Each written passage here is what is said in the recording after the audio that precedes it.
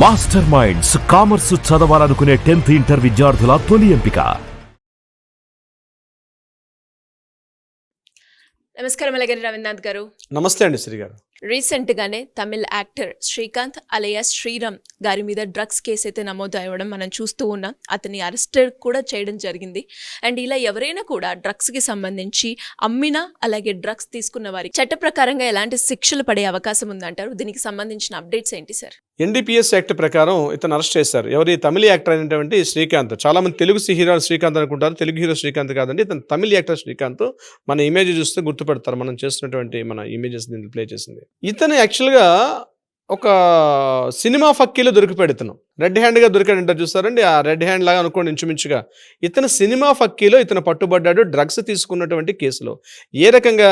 AIADMK, all India ద్రవిడ మున్నేట్ర కజగం, ఈ పార్టీకి సంబంధించినటువంటి ఒక ఐటీ వింగ్లో ఒక ఎంప్లాయ్ ఉన్నాడు. అతని పేరు టీ ప్రసాద్. ఈ టీ ప్రసాద్ అనే వ్యక్తిని డ్రగ్స్ తీసుకున్నట్టుగా, ఇతను డ్రగ్స్ పెడ్లర్గా పనిచేస్తున్నట్టుగా తెలిసి అతన్ని ఇంట్రాగేషన్ చేయడానికి వెళ్ళారు. అతను ఇంట్రాగేషన్ చేసినటువంటి ప్రక్రియలో భాగంగా పోలీసులు ఇంట్రాగేట్ చేస్తుంటే అక్కడ రీసెంట్గా ఒక వ్యక్తికి అతను ఈ డ్రగ్స్ అమ్మినట్టుగా తెలియంది. 1 గ్రామ్ కోకేన్ అమ్మినట్టుగా తెలిసింది. ఎవరి వ్యక్తి అని చూస్తే తమిళ ఇండస్ట్రీలో కొంత రీసెంట్గా ఒక యంగ్ హీరో అని చెప్పుకోవచ్చు. ఈ యంగ్ హీరో ఇతను యాక్చువల్గా శ్రీరామ్ అనే పేరుతో ఇతను తమిళ ఇండస్ట్రీకి పరిచయం అయ్యాడు. తర్వాత శ్రీకాంత్గా కూడా ఇతని పేరు మార్చుకున్నట్టుగా మనకు తెలుస్తుంది. చాలా సినిమాల్లో వేస్తాడు, చాలా తెలుగు డబ్బింగ్ సినిమాల్లో కూడా ఇతను యాక్ట్ చేయడం కూడా జరిగింది.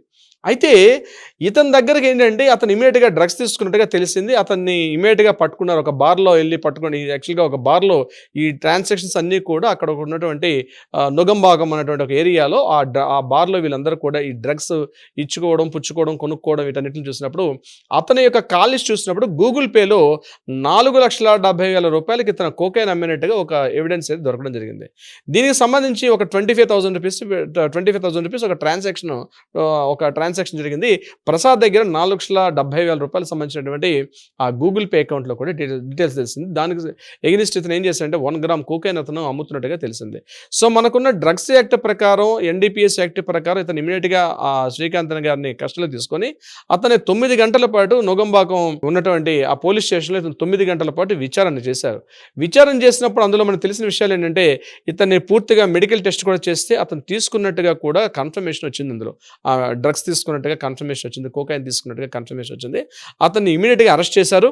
అరెస్ట్ చేసిన తర్వాత రేపు కమింగ్ జూలై 7th వరకు కూడా నిన్న పోలీసుల ముందు మ్యాజిస్ట్రేట్ గారి ముందు ఆయన ప్రవేశపెట్టినప్పుడు నెక్స్ట్ కమింగ్ జూలై 7th వరకు ఆయన కస్టడీలో తీసుకోమని చెప్పి మ్యాజిస్ట్రేట్ గారు కూడా అతన్ని ఆదేశించడం కూడా జరిగింది. అతన్ని ఇప్పుడు మ్యాజిస్ట్రేట్ ఆధ్వర్యంలో ఉన్నారైనా. గుర్తుపెట్టుకోవాల్సింది ఏంటంటే ఈ విచారణలో ఆయనకి ఈ కోర్టులో అంటే ఈ రిమాండ్లో ఉన్న టైంలో అతని డ్రగ్స్ ఇప్పుడు కొత్తగా తీసుకుంటున్నాడా, ఇంతకు ముందు నుంచి తీసుకున్నారా, ఇతనితో పాటు ఇంకెవరెవరు తీసుకున్నారు, ఎవరెవరు ఫ్రెండ్స్ ఉన్నారు, ఇంకా టోటల్గా అంతా కూడా ఇంట్రాగేషన్ అంతా కూడా పోలీసులు పూర్తిగా తీసుకొస్తారు. అంటే ఇతను కంప్లీట్గా దొరికిపోయాడు. ఆ మెడికల్ రిపోర్ట్స్లో కూడా పూర్తిగా ఉంది. ఇక ఆయన స్టమక్ను కూడా నేను పూర్తిగా చెక్ చేస్తున్నారు. అంటే ఇంకో కొన్ని టెస్టులు కూడా ఉన్నాయి. ఆ టెస్టుల రిజల్ట్స్ కూడా రావాలి. అందులో అతను ఎన్నాళ్ళ నుంచి ఈ డ్రగ్స్కి ఎడిక్ట్ అయిపోయి ఉన్నాడు. ఆయన ఈ డ్రగ్ అని ఎక్కడి నుంచి కొంటున్నాడు, ఎవరు సప్లైర్స్ ఎవరున్నారు, పెడ్లర్స్ ఎవరున్నారు, ఎక్కడెక్కడి నుంచి ఏ లింకుల ద్వారా తీసుకొస్తున్నారని చెప్పి ఎంటర్ కూపీలాగే ప్రయత్నంలో తమిళనాడు పోలీసులు పూర్తిగా ఇందులో నిమగ్నమై ఉన్నారు. అంటే ఇటీవల కాలంలో ఈ డ్రగ్స్ తీసుకోవడం, ముఖ్యంగా సెలబ్రిటీస్ స్థాయిలో ఉన్నటువంటి వాళ్ళు డ్రగ్స్ తీసుకోవడం అంది. అంటే ఆల్కహాలిక్ ఎట్లయితే ఎడిక్ట్ అయిపోతున్నారో డ్రగ్స్ కూడా ఎడిక్ట్ అయిపోతున్నారు. అంటే ఇక్కడ ఆల్కహాల్కి డ్రగ్స్ కొన్న తేడా ఏంటంటే ఆల్కహాలిక్ అన్నది గవర్నమెంట్ కొంత దాని మీద పరిమితి తీసేశారు కాబట్టి ఆల్కహాల్ తీసుకోవడం కూడా తప్పే, కానీ ఒక పరిమితి ఉంటుంది. కానీ డ్రగ్స్ అనేది ఇన్స్టెంట్గా ఒక స్టెరాయిడ్లా పనిచేస్తుంది. ముఖ్యంగా nerve system, central nerve system ఏదైతే మన బాడీలో కేంద్ర నాడీ వ్యవస్థ ఉందో దాని మీద పూర్తిగా ప్రభావితం చూపుతుంది. సో డ్రగ్స్ అమ్మడం, డ్రగ్స్ కొనడం, డ్రగ్స్ని కన్జ్యూమ్ చేయడం కూడా చాలా తప్పు. రెండు కూడా, డ్రగ్స్ అమ్మడం తప్పు, డ్రగ్స్ కొనడం తప్పు. ఈ రెండు కాకుండా డ్రగ్స్ని తీసుకోవడం, కన్జ్యూమ్ చేయడం కూడా చాలా తప్పు అనమాట. సో ఈ యొక్క యాక్ట్ ప్రకారం నా ఎన్డీపీఎస్ ఒకవేళ ఇదే మాత్రం కన్ఫర్మ్ అయినట్లయితే, ఈయన తీసుకున్నట్టుగా, ఈయన కొనుక్కున్నట్టుగా, అమ్మినట్టుగా కానీ ఏమైనా తెలిసినట్లయితే ఇతను కఠినంగా 10 సంవత్సరాల పాటు జైలు శిక్ష పడే విధానం కూడా అవకాశం కూడా ఉంటుంది. ఏదేమైనప్పటికీ కూడా తమిళ చిత్రసీమ అన్నది ఇటీవల కాలం మొన్నటిదాకా మన తెలుగు చిత్రరంగంలో కొంతమంది వ్యక్తుల మీద రకరకాల అభియోగాలు, రకరకాల న్యూస్లు అయితే రావడం జరిగింది. కానీ రీసెంట్గా కాకుండా కొద్ది రోజుల ఇంతకు ముందు కూడా కొంతమంది హీరోయిన్స్ మీద కూడా రావడం, తమిళ హీరోయిన్స్ మీద కూడా ఈ డ్రగ్స్ సంబంధించిన ఇన్ఫర్మేషన్ కూడా వచ్చింది. ఇప్పుడు రీసెంట్గా హీరోస్ మీద, ఇతను కూడా చాలా పాపులర్ హీరో.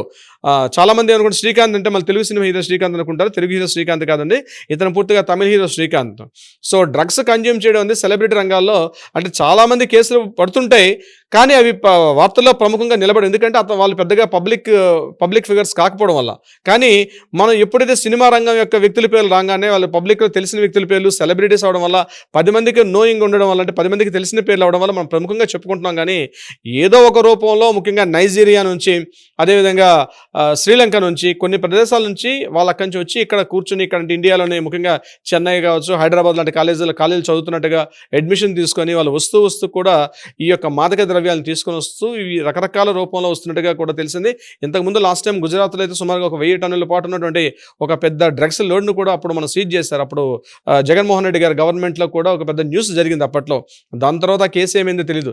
ఇవన్నీ కూడా ఎలా ఉంటాయంటే న్యూస్ రాగానే దాని గురించి పెద్దగా మనం మాట్లాడుకుంటాం, ఒకసారి ఆ పీరియడ్ అయిపోయిన తర్వాత దాని గురించి పెద్దగా ఆ న్యూస్ కూడా మర్చిపోతాం. అప్పుడు మన బీఆర్ఎస్ గవర్నమెంట్లో కూడా 2-3 సార్లు డ్రగ్స్ సంబంధించి కొంతమంది హీరోయిన్స్, కొంతమంది హీరోల పేర్లు, మన తెలుగు ఇండస్ట్రీ సంబంధించిన దర్శకుల పేర్లు చాలా ఆ టైంలో రావడం జరిగింది. ఆ కొద్దిసేపు హడావుడి ఉంటుంది, అంతా మర్చిపోతాం. అట్లా కాకుండా దీని మీద ఒక గవర్నమెంట్ ఒక అవేర్నెస్ క్యాంప్ క్రియేట్ చేయాలి. ఇట్లాంటి అమ్మినా, కొనినా, కన్జ్యూమ్ చేసిన తప్పని విషయం మీద ప్రభుత్వం పూర్తిగా చర్యలు తీసుకొని దీని మీద ఒక యాక్టివిటీగా చేస్తే తప్పించి ఈ డ్రగ్స్ యొక్క దందాలు కానీ దీని మీద చాలామంది వాళ్ళ జీవితాలు నాశనం చేసుకుంటున్నారు, వాళ్ళ లైఫ్లు స్పాయిల్ చేసుకుంటారు. అంటే ఇన్స్టెంట్ మనీ వస్తుంది, తొందరగా షార్ట్ టర్మ్లో వచ్చే మనీ, కాబట్టి వాళ్ళు కూడా పెల్లర్స్గా పనిచేస్తూ ఉంటారు. సో దీన్ని మనం కట్టడి చేయాల్సిన అవసరం కూడా ఉంది.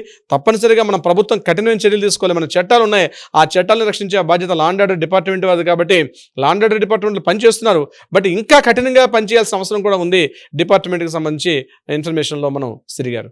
Anyways, thank you sir, thank you so much. Thank you so much Siri garu. Suman టీవీలో మీ పర్సనల్ అండ్ బిజినెస్ ప్రమోషన్స్ కోసం కింది నెంబర్కి కాంటాక్ట్ చేయండి.